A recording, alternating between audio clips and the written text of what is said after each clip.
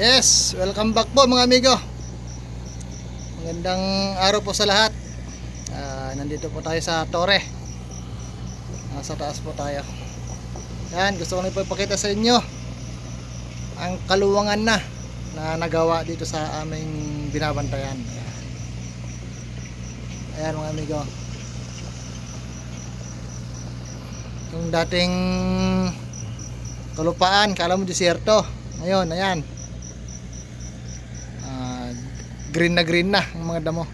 Pero ito yung pinakamalaki na nagawa nila. Ayan. Ang lawak po niyan mga amigo. Ayan. Kung ilang hektarya yan. Ayan. Ayan. Dito naman sila ngayon sa parte na to. Ayan. Pinagrass cutter nila kasi hindi na makita yung mga tanda. Yun. Hanggang doon. Ito siya. Ang kwan, yung Mount Batulaw. Yan. Yan mga amigo.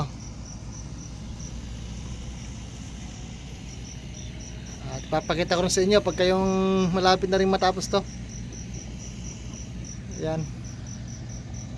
Dito sa area na to wala pang wala pa sila nilalagay ng mga yung pang poste. Ayun. Ayun lamang po at magandang umaga at God bless us all mga amigo.